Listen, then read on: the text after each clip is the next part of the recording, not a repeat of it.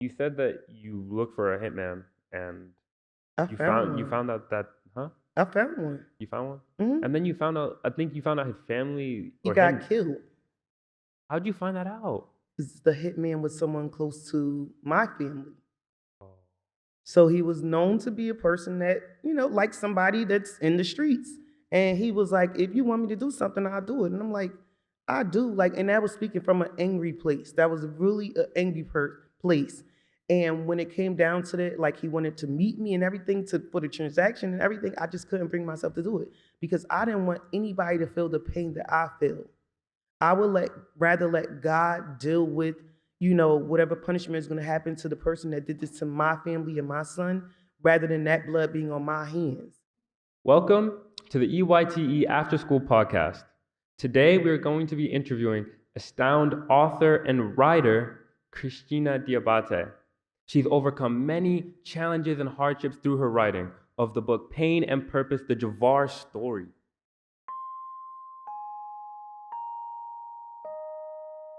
So, let's talk about the cover.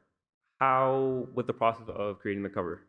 So I used AI to create the cover. Um, I know you probably know about the app called Mid Journey, and I played with it a lot. I used my two kids' actual pictures, so that's Javar at the bottom and that's Jade on his head. They were at like a festival, and it was just like a really nice picture that I captured, and I was able to play around with it a lot and just use AI to generate something that I finally liked. So no meaning behind like the art or I anything in thought there it. was meaning behind No, the it's not. pianos or the newspaper. I thought there was meaning behind it. No, I just liked it. Literally, I just liked it. I mean, the newspaper could be, the story about Gerard or whatever, or the red blood stain. It could mean something, but it literally wasn't. It looks really good. Thank you. So, are you self-published? Yes. Wow. Like, Hmm. how long did it take to write this whole book? Two And years. like 2 years? It was And 2 years because it was such a healing journey for me. So the book is compiled of journal entries. Because I was in such of an out of body experience, I couldn't believe it. And I thought that one day I would wake up from this nightmare. So I started journaling in my phone in the spare time when I was like in ICU in the hospital or just waiting for, something, whatever they were doing with him when we were, in the facilities. And I just had a lot of time to journal. And I was always journaling. Some days were better than the others. And when I went back to look at those journals, like after he passed, and when I just decided it was time to start writing the book, I couldn't read them. I could not read the journals at all. It was too hard to get through like the first journal. It was just too hard. And after a while, it became easier and easier. And I was able to process and see, like, wow, you were really in a really bad space at one point. And I was just grateful to not be in that space any longer. But that's what the book is literally compiled of journal entries. I was actually gonna ask you because there was a lot of journal notations Yeah. in it. Like, if you had separate journals while writing it, Yeah. that's really interesting. Your your son, how is he doing? You were talking about him in the beginning. You The should have brought 11-year him. year old is amazing. He is literally like in the book. I talked about God literally giving him to me for this healing journey as well because I never wanted to have more kids because labor and birth was so hard for me. So it was just not something in my plans. But thank God for Jade. I, did have him and he just happened to be, the dose of medicine to make things better. But he's an author as well. He has his book. He has three books. He has a book. He has Yes, books. three books. He has three books. So my superhero brother is now my angel. My superhero handicap brother. So when he was paralyzed, he still had so many options to use to still help his brother. So he had the best tech that you could have. He still could use the phone. He still could turn off the lights, talk, change the TV, everything. He could drive his wheelchair with his mouth, even though he was paralyzed from the neck down and on a ventilator. So during that time, Jade was like, my brother is still the same. Like he just helped me do so much. He's my superhero. And after he passed, he said, my superhero brother is now my angel. How you grew up and how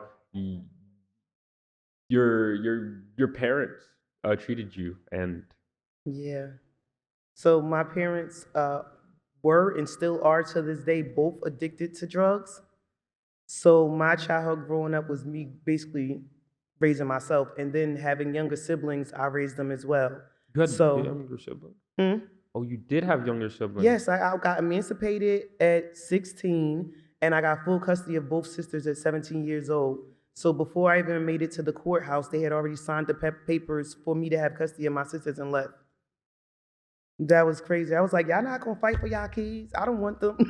Oh. Did Grandma Pat help you? Like, She helped with Javar, so that's Javar's grandmother from his yeah. father's side, and she was literally like a gift and a curse because she's been there from birth because that was her very first baby, and she did everything, and she, still did every to the very end. And how you have somebody that's so amazing but also overbearing. Yeah. Like she would just be at your house all day long. Like, girl, I know how to change the baby diaper. She'd come and wash him every day. And in his sickness, she came and did wound care, colostomy bags, anything we needed. She, helped with it, and she was there all the time. Like I said, overbearing, but also the best help you could ever imagine in such a situation. God So I bless. knew I had backup. Like I never felt, alone. Like I'm calling Grandma Pat, and she was definitely sent from heaven. Are you still in contact with her today? Absolutely. She still calls me and cries. I'll be like, Pat, you crying today? She'll be like, yeah, I don't feel good today. Everybody grieve differently. I'll be like, Pat, don't call me and make me cry. I don't want to cry today. What was your best chapter in the book? I like chapter 1 also. I like the very first journal entry where I was graduating. Yeah. 2 days before Javar had got 2 days after Javar had got shot, when I had to make that crazy decision whether it was to, go a couple of 100 miles away and accept my degree or stay here at my son's bedside, not knowing if he could make it or not. And it was such a hard decision, but I was so glad that I made it. I was nervous. Like when I say that was one of those times where you're like, you know what? This is not right. This is not right. This is not good. You need to leave now. Like get up and leave. And like you can see, Jade was there, my sisters were there, and all of my girlfriends showed up last minute, coming through the door as I'm walking through the stage with a big sign, "Go Tina, we love you, congrats." Like when I say my heart, because that was God's telling me again, it's gonna be okay. You're gonna make it. I'm gonna keep sending you these things, people, places, and things to reassure you that you are not alone in this fight and that you can keep going on and you're gonna make it. And that was a strong moment because I was so worried. But just seeing that love, which I received a lot, even though you feel alone and when you're home by yourself dealing with that situation, I felt a lot of love, and I'm so appreciative for that. In the book, you talked about how Javar's father wasn't Oh my really a God. good father at all. Mm-mm. Um, how's your guys' relationship right now? You guys don't have a relationship at all? No, and it's best that way because if Yeah, we didn't have a relationship when your child was alive, what would we have a of relationship course. about now? Yeah. So yeah, he was just, and it was so bad because we were teenage lovers, so we were together from little kids to adults. So you would think that your first child, which was your twin, he looked just exactly like his father, you would think more of him and be more active in his life, but he wasn't. And I don't even know how to explain it because his mother was active, but he wasn't. I just think it's mental health at the end of the day. You know, everybody battling with their own demons. True. Um, in the book also, you spoke on how you went to yoga a lot. Oh, I love yoga. I You still did go to yoga this yoga? morning. I did yoga this morning. Yo. I did 15 minutes yoga in bed. So you can do yoga anytime, anywhere, in your chair, in your seat. I love yoga. It heals your body literally from the inside out. It makes you feel good. It's hard to practice because we so lazy. We don't want to get up and do 10 minutes on the mat. But once you feel the difference in your body, you'll be like, I need to do this every day. And you do, but you still probably lack. But I love yoga. Like I said, I did it today, and I did it a lot during my healing journey. That's how I got into it. I went to a yoga studio in Clark. And did you read about the lady that I Yeah, had? I was gonna ask you if you like ever found her because you never said in the book. You never found her? Yeah. So there was a lady that was there, in yoga one day, and she was just so close to me. We're in this big yoga studio, and it's like me and two other people, and then this big tall lady, and she's just so close to me. She's talking to me, and I'm welcoming, I'm open, I'm not like standoffish. And she's telling me about her son. He was in Rutgers University, he OD'd, and then I opened up to her about my situation, the story that I was going through. She was like, I felt your energy. Like, I felt like I needed to come speak to you. I needed to talk to you. I needed to hold your hand. I needed to, pray with you. So we did yoga the whole time together, literally close to each other when there's this much room in the whole place. And we had such a good time talking and just leaning on each other for advice about the situations or whatever. And I'm like, I'll see you tomorrow, right? Or whatever the next session was. She's like, yeah, girl, I'll see you. And the next session I came looking for, I'm like, where's my tall friend? The tall lady. They like, who are you talking about? Christina. I'm like, the lady that sat really close to me at the last session? They like, no, nobody was there.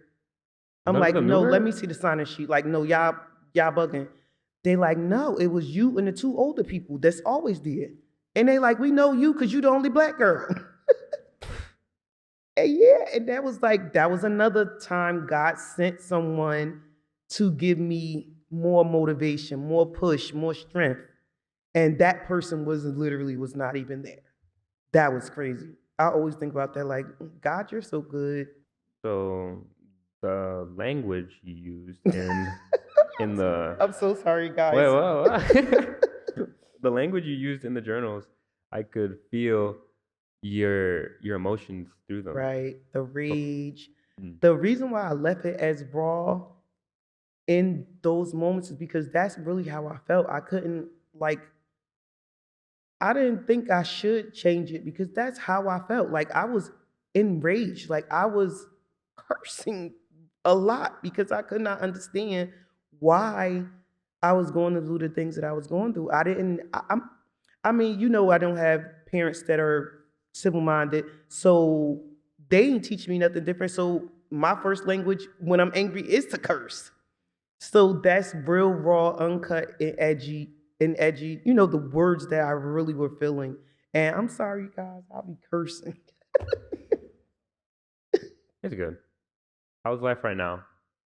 Life is better. It's still a healing journey every single day. You're, gonna remember things that make you sad or, reminisce about Javar and pictures come up and you just wish that you could have more time. And some nights I still cry in bed when I'm praying to Mhm. God and I'm just talking to him and let him know my heart and it comes out. But I think that's okay. I think crying is a natural emotion that everyone should let themselves feel. I think holding it in is more harmful than letting it out. So I cry all the time, but I'm a crybaby too. So Me too. I'm Me a, too. right. I'm a crybaby. So yeah, I still have those times, those moments. But I definitely feel like I'm in a better place. I'm happy about the things that I'm doing, like this with the book, to inspire other people and encourage them to be brave in their spot and speak about things that have been challenging in their life and just still live. You still gotta live. Keep fighting. Keep praying. Keep living. What advice would you give to someone that is growing up in Elizabeth and they're probably growing up with a same situation just like you? The advice that I like to give now to the youth or to young men and women that are into that type of street life, that are going around robbing people, shooting people, that think this is cute, just honestly, you're gang related. I want to know how you would feel if you were in that situation, if you were paralyzed. Do you think your homeboy or your homeboy gonna come and change your colostomy bag? Do you think they're gonna come and wipe your ass? Did I curse? I cursed again. Do you think that they're gonna help you? You think they even gonna come visit you? Let's be clear. They're not even gonna come visit you. So you're putting all this energy into something that can never produce anything good for your life. When you could use that to be a better person in society, to do things, to encourage yourself, to educate yourself, to get more knowledge, to build a career. It's things, and I feel bad for them because nobody taught them. So they doing things that they see. They look up to those people because they may not have family members that have taught them better ways in life. And I really feel bad for them, but I wish that they would reprogram their mind to see that there's so much more to life than being affiliated in gangs or doing things that cause violence, because that violence affects everybody. It affected me. It still affects me. I'm sure the people, family members of the people that's causing the violence, it's affecting them as well. They don't want their kids to be in jail or dead because it always comes full circle. So you have to think about those things, and that's how my message always now is to the people that are doing the violence. Think about the families. Think about your family. Think about your life. Your life is so much more precious. You have so much more to give to this society, to this world, and it's just not worth it. Put down the guns. That was good. That was really good. Thank you. um, in the book, you you talked about how when you were in this dark place, um, you were thinking about making the person pay Mm, and hurt. mm. I'm sorry to remind you about it. I'm sorry, but you said that you looked for a hitman and I found you one. found out that, huh? I found one. You found one, Hmm. and then you found out. I think you found out his family He or him. got killed. How'd you find that out? 'Cause the hitman was someone close to my family. Oh, So he was known to be a person that, like somebody that's in the streets. And he was like, if you want me to do something, I'll do it. And I'm like, I do. Like, and that was speaking from an angry place. That was really an angry place. And when it came down to that, like he wanted to meet me and everything for the transaction and everything, I just couldn't bring myself to do it because I didn't want anybody to feel the pain that I feel. I would rather let God deal with, whatever punishment is going to happen to the person that did this to my family and my son, rather than that blood being on my hands. So I could never come to do it. And literally months later, that same person was dead. So his family is now feeling the pain that he put on other families. I don't like it. It was not something that I could do. I think that's it. Thank you so much No, for thank you for thank you so much having for me. having. Can I give you a hug? Can I give you a hug? Yes, All right. absolutely.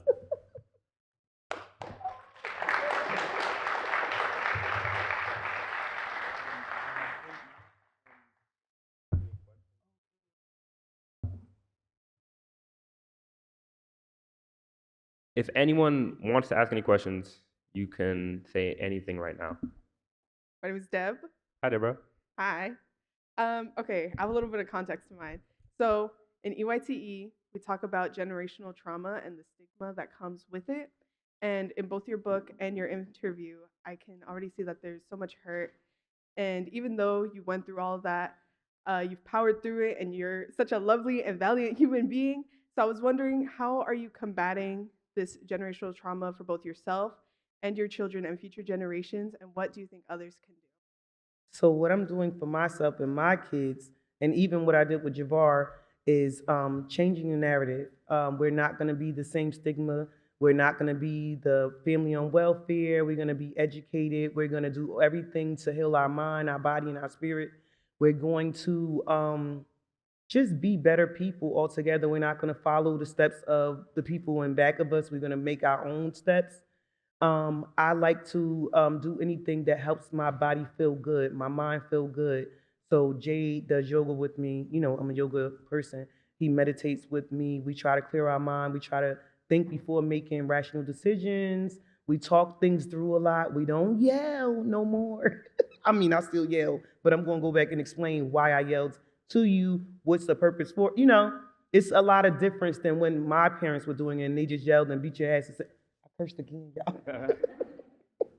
It just said, sent you to your room. But yeah, we just trying to do everything different. It's not the same old times when it's mama say and your word doesn't matter. No, your words matter, you matter. What you think matter, how you feel matter. And we just want to change that whole narrative and start out new and build our kids up, build our generation up, our wealth up, create that, different mind state for everybody going forward. Thank you. Okay, so what's your name? My name is Bree. What's your question, Bree? Hello, it's nice meeting you, Christina. Hi, You look Bree, so beautiful. cute. Oh, stop it. So my question's a bit personal. I feel like I'm asking for myself, so I'll try to make it general, I guess. My mother has a really similar story to yours. My Javar is my uncle. Um, he's he hasn't passed away, but he's in jail for similar reasons. Mm. And I was just wondering if there's anything you thought maybe your kids could have done for you. I mean, I know they were really young, but do you have any advice, maybe like anything kids could do to help their parents? Anything they Just can offer? just love on her a little bit more. Be more considerate to those vulnerable times, those emotional outbursts that she may have, or when she's not feeling like being around people, she may isolate herself, go into the room and try to make small talk or bring some latte or donut, whatever it is she likes. Just try to be more understanding because during those times it is really hard and you think people know what you're going through or you think they should understand and they're not because everybody's going through their own issues as well. So I would just be, and that's for everybody though, be kind to your neighbor, be kind to the person next to you. You never know what they're going through. Like just have some compassion and I promise you you'll see a difference. You remind me so much of her. You're so Oh, pretty. thank you. You're welcome. It was nice meeting you. Thank you. You too, beautiful. Hello, what's your name? I'm Juliet. Your question, Juliet? My question is, like, what told you that you had to tell this story? Like, how was the moment when you knew to write this book and put it out there? That's God. So when the incident happened with Javar, I went into complete isolation. I didn't post on Facebook. I didn't want anyone's fake love. I didn't want to tell nobody my business is not their business. You're not gonna help me with the situation. You're not gonna make it better. So the only thing that I did do was post, change my status to pain and purpose. And I was like, this was literally like June 2019, the day this situation happened. I never did anything but change my profile to pain and purpose. And I was like, that's a full circle. Like, I think God put that in me a long time ago before I even knew what I was gonna do. And like I said, God just shows up in so many different ways and give you everything that you need to build whatever it is that He wants for you, because it's Him, not us. Hello, what's your name? Hi, I'm Sienna. Um, my question is, this is a very personal book and it rotates around a very vulnerable part of your life. So how did you gain the confidence to share your story with the world? Like, were you ever hesitant? Yes, all the way up to the very last minute. Very hesitant, worried about family members, their judgment on me, other people judging me. And I just, at the end of the day, did it for myself. I just said, listen, if I feel good reading this book, knowing where the place started to where it's ending now, I know that it can help someone else. So, more so for me, it was like, can you inspire someone else? Can you encourage someone else with this book? Will it help them on their journey? And that's why I let it go because it was hard. It was like, girl, what are you doing? Like, no, it's crazy. But yeah, and I'm grateful for it. Thank you. Thank you. Hello, what's your name? I'm Ethan. Well, I have two questions. The first one is what was your audience that you were aiming for? Like, what was really your audience that you were aiming for? So I know a lot of mothers that are going through the same thing. So that is my target audience and family members that feel that pain that the mothers are carrying. So when it was happening, it was still kids getting killed in Elizabeth. And I was like breaking down because every time I seen another young black boy killed, I was feeling their mother pain and I was internalizing. I'm like, wait, why am I taking on so much, of this pain because I felt it so close. And I said, I know they would feel this too if I released this and gave this to them. And I hope that they would more so leave with the message that's at the end that it's going to be all right. But a lot of kids after Javar's injury, I mean, like it was like 4 or 5 kids that got killed in his same age range. It was just too much. Wow. And the second question is did you ever like another the title of the book is called Pain and Purpose. Did you ever find the purpose of pain?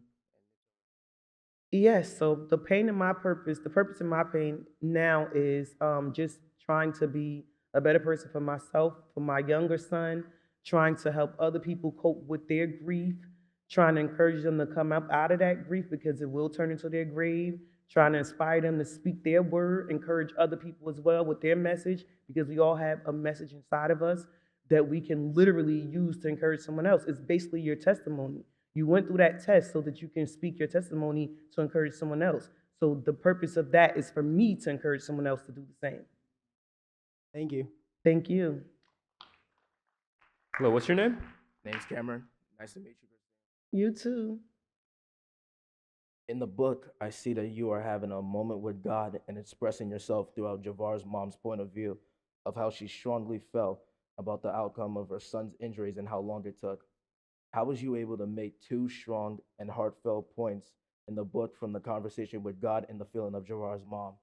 I don't know. I just did. Like, when your words are coming out, you just let them use you. You don't have control over how it's gonna flow or which way it's gonna go. You literally just let your words go on the paper and let it be. It's just there. I don't know. That was the one thing I really did enjoy about the book. One Thank side it you. was a moment with God, and another minute was like, Right. what can I do at that point? Clatch it. Just lost at that point. Right, yeah. Yeah, that was a lot in that book because, like it says, it was a emotional roller coaster ride. So one minute you're up and you're like, okay, God, I got this. We doing good. And the next moment, something traumatic happens, and now you're down again, and now you need to get back up. So it literally was the experience that I was having in those times. What's your name? My name is Shiloh. Nice to meet you. Nice to meet you too. My question is a little simple compared to everyone else's, but if there was one thing you could choose for everyone to take away from your story, what do you think it would be? Find the purpose in that pain. Everyone has something that they're dealing with they think that is bigger than the next person's issue. I thought that my issue was the biggest thing in the world until I met people that were molested by their father or, missing all their limbs and didn't have anyone at all to help them. And then I felt more deeper for them in their situation than I could for myself. So, like I tell everyone, just be kind to the person next to you. Be compassionate, have compassion. Like you don't know, your kind words could literally help somebody go another day that might be about to kill themselves. So it's very important us to remember kindness in a day-to-day basis because we out here being mean. It's not nice. Thank you. Hello, what's your name? My name is Gio. Hello. Hey. You have been through such a difficult, event through your life, and I was wondering, how did you keep your faith through that? God, relying on Him for everything, nothing else. It's none of it is me. It's all God. It's all Him. Just continue to say, "Baby, I got you. I'm gonna keep having you. I'm gonna keep holding you. I'm gonna keep holding you in my bosoms." That's it. God in my faith. Thank you. Thank you. Hello, what's your name? My name is Gael. My question, just one question, but I really liked your story. How you found the beauty and pain and everything. It was really emotional. It hit me a little, but I just wanted to ask, like, everybody knows that family is very important in everyone's lives, but did it take this moment to like fully realize how important family and like time truly matters with the ones you love? How much it means in the small things. That's like, how did it take that moment for you to realize how truly important family is? No, not honestly. I don't have a big family, and most of us are close knit. I mean, everybody plays their part in different ways. Like we're me and my aunt, which is also my mother. Um, we're considered like maybe the matriarchs. 'Cause my grandmother is really old, so nobody can. She's dementia and everything. So it's a different life for her. So now we bring the family together. We are giving the cookouts. We are, saying, hey, let's celebrate this or celebrate that. So we've always been a close knit family, but everybody doesn't have the same outlook about things in life. So you place them accordingly. So I love my family and I want them to be around. I want them to do better, but I will put you where you belong. All right, thank you, thank you. Thank you. Hello, what's your name? My name is Rochelle, and I have two questions. The first one is chapter 4 is called Everything Happens for No Reason. But in that chapter, you also talked about how you did believe that those things did happen for a reason. So I was just curious if you still believe that everything happens for a reason or if it happens for no reason at all. Um, Everything does happen for a reason. It doesn't mean that it's good. It doesn't mean that it it's how you plan it or how you wish that it would go for your life, but it does happen for a reason.